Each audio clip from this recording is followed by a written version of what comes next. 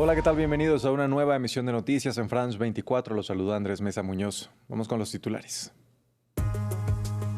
Pakistán reafirmó a Irán su disposición para continuar como mediador en el conflicto con Estados Unidos. Donald Trump también dejó clara su intención de seguir las conversaciones, pero recordó que el alto el fuego entre ambos terminó, mientras el jefe negociador iraní dijo que están listos para defenderse. Ya son al menos 12 los muertos y 23 los desaparecidos por el incendio que golpea la provincia española de Almería. Una conflagración que se expandió a gran velocidad, por lo que las autoridades temen que el número de fallecidos pueda aumentar, pues las llamas siguen sin control.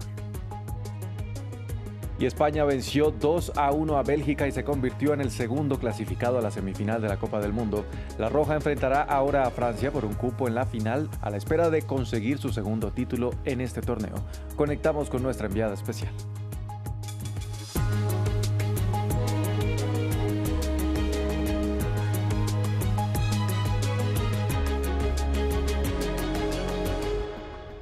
Empezamos en Medio Oriente. Siguen los esfuerzos diplomáticos para lograr frenar la nueva escalada entre Estados Unidos e Irán. El primer ministro de Pakistán manifestó a Teherán su disposición de seguir mediando con Washington. Qatar y Egipto también reiteraron su llamado a reanudar las conversaciones. El mismo presidente estadounidense Donald Trump dijo que su país mantendrá las negociaciones, pero insistió en que el alto el fuego alcanzado el mes pasado ya terminó, al tiempo que dijo haber dejado instrucciones para bombardear a Irán en caso de que fuera asesinado. Desde Washington, nuestra corresponsal Carolina Valladares con los detalles. A modo de testamento político, Donald Trump dijo al New York Post que ha dejado instrucciones muy claras y precisas de qué hacer en caso de que Irán logre su objetivo, dice él, de asesinarlo, y que las consecuencias serían devastadoras.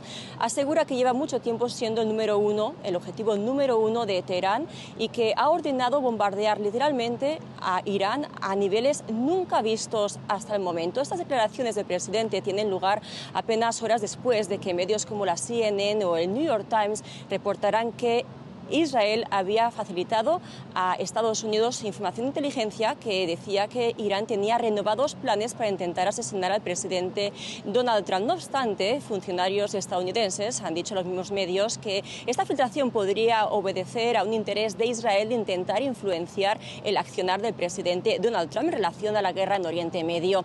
Hay que recordar que también en relación a estos intentos de asesinato, presuntos intentos de asesinato contra el presidente Donald Trump por parte de Irán, ya en la cumbre de la OTAN el pasado miércoles, cuando era la hora de partir de Donald Trump, se conoció que regresó con un avión diferente al que había ido de hecho a Ankara. Viajó con el nuevo modelo facilitado por Qatar, un avión nuevo de $400 millones, pero regresó a Estados Unidos con el antiguo modelo del Air Force One, y entonces empezaron las especulaciones. Dijo entonces Donald Trump que era el objetivo número uno de Teherán, porque en 2018 había ordenado matar, asesinar al general Qasem Soleimani, y ya más recientemente este año también ordenó asesinar al ayatolá Ali Khamenei, cuyo funeral ha terminado justo hoy después de una semana de eventos fúnebres. En cuanto al estado de la guerra en Oriente Medio con Teherán, ha dicho Donald Trump hace poco, una hora, 2 horas, aquí en un tuit, en el Truth Social,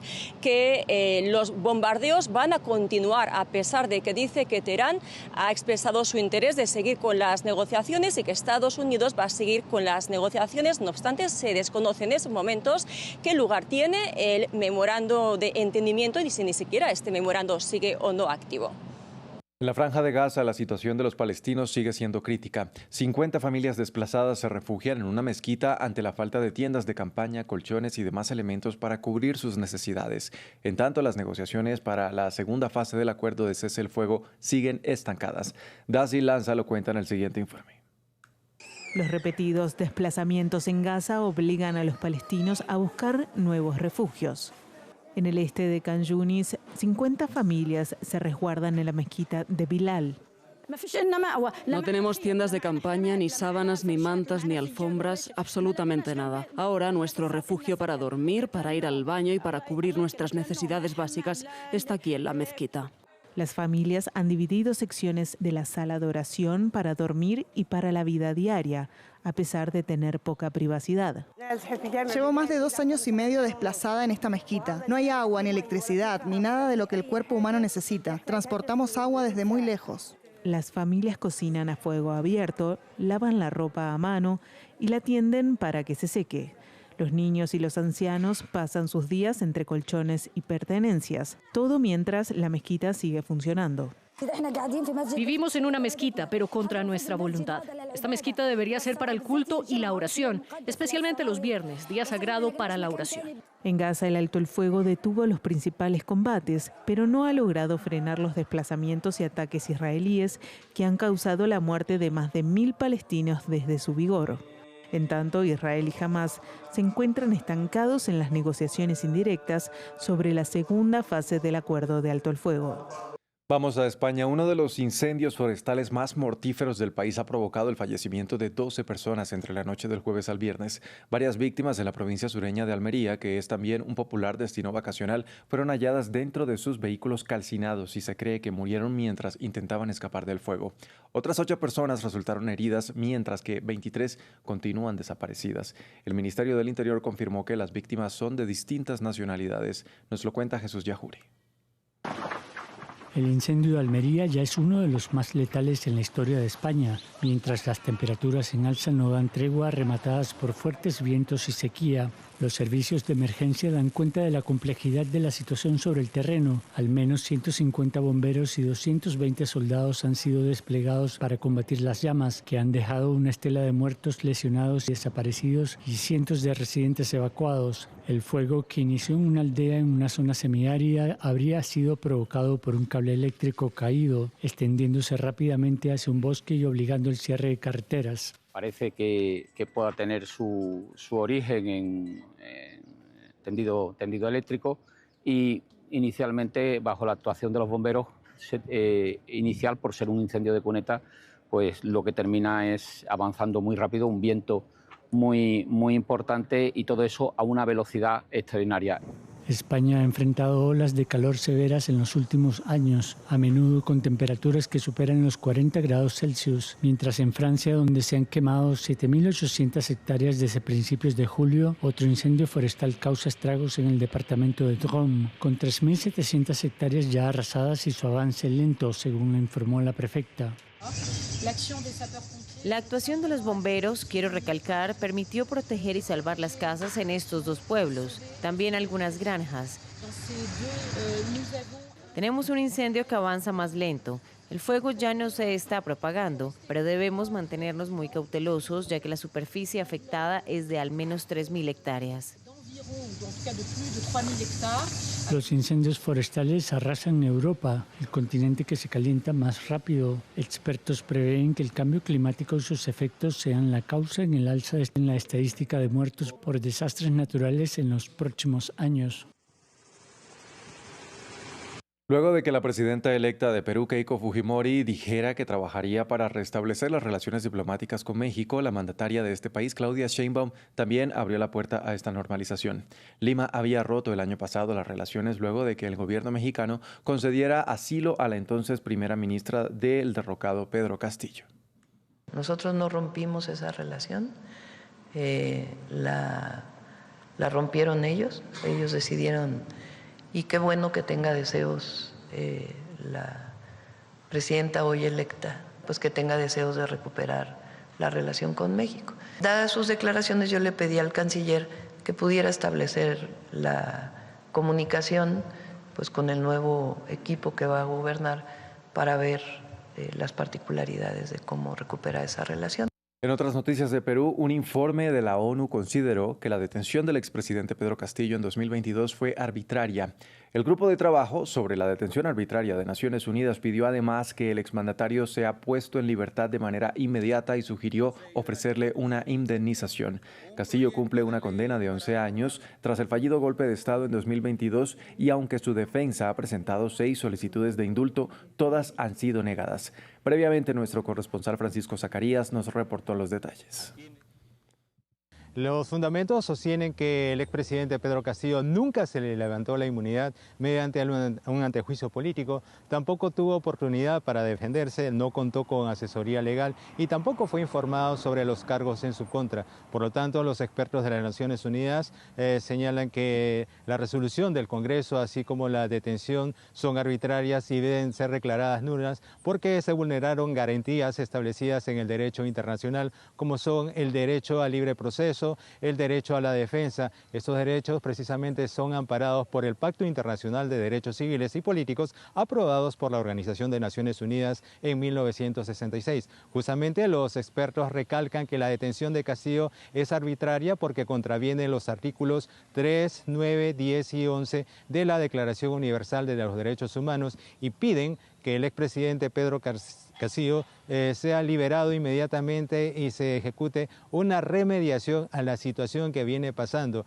Precisamente los abogados de Castillo sostienen que él viene sufriendo de un cuadro de salud, por tanto están reclamando que se lo libere tras ser condenado por la justicia de este país a más de 11 años de prisión por el delito de rebelión debido al fallido intento del cierre del Congreso el año 2022.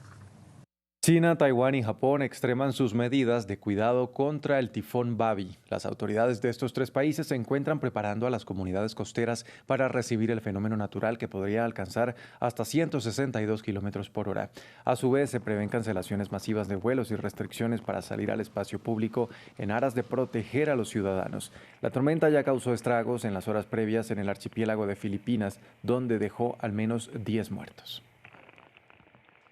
Y cerramos con noticias del Mundial de la FIFA. España se convirtió en el segundo clasificado a la semifinal tras vencer 2-1 a Bélgica y ahora se prepara para enfrentar a Francia por un cupo a la final del torneo.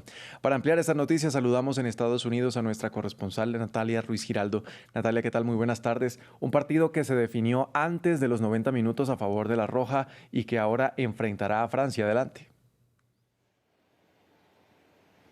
Así es, se definió ya en los últimos instantes porque el partido estaba empatado 1-1. A los 30 minutos de juego, España abrió el marcador con un gol de Fabián Ruiz, el hombre que en este caso había sido titular preferido a Pedri por Luis de la Fuente. Pero poco a poco, pues Bélgica también fue construyendo su juego y encontró el gol del empate una vez más gracias a Charles de Ketelaere, el hombre que ya había marcado un doblete ante Estados Unidos en el partido anterior, en octavos de final, y con ese empate se fueron al descanso. Un partido en donde España tenía más la pelota y tenía muchas más ocasiones de gol, pero finalmente Bélgica se aferraba a lograr quizás la hazaña de poder meterse en esta semifinal, de ganar a España. España que además con este gol que recibió hoy por parte de Bélgica, pues es el primer gol que concede en esta competición. Y en la segunda parte las cosas se pusieron complicadas para los Diablos Rojos, se pusieron casi como un infierno en el momento en que Thibaut Courtois salió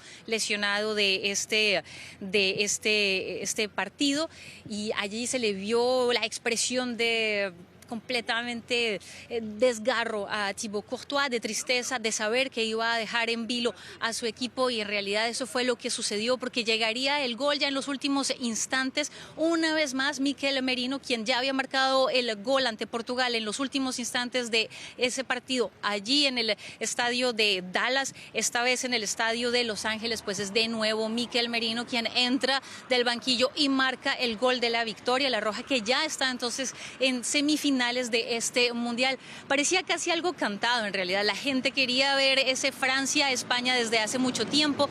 Los hinchas aquí en Boston el día de ayer, tras la victoria de Francia, nos decían: nosotros queremos ver esa semifinal entre estos dos países, porque justamente ambos se enfrentaron en la semifinal de la Eurocopa hace 2 años, una Eurocopa que ganó España y que había pues aplastado a Francia. Pero esta Francia es un equipo distinto, es un equipo que hasta aquí ha finalmente aprisionado y pasado por encima de todos los equipos con los que se ha enfrentado, y de qué manera lo ha hecho. Y bueno, pues entonces tendremos ya esa semifinal. Una gran tristeza para los dirigidos por Rudy García, que habían hecho un excelente mundial, que ha sido sorpresa en realidad, metiéndose en los cuartos de final de este mundial, allí donde nadie los esperaba. Pero hoy los Diablos Rojos no lograron hacer suficientes diabluras ante España, una España que continúa entonces adelante, Aunque eso sí hay que decirlo, pues por ahora Lamine Yamal lo intentó, nada que marca gol, tampoco se vio a Mikel Oyarzabal y son otros jugadores los que han venido brillando. En todo caso, esta semifinal nos espera el próximo martes en Dallas. Natalia, gracias por este reporte desde Estados Unidos y de esta manera cerramos este informativo aquí en France 24. Gracias por acompañarnos. Continúen con toda nuestra programación.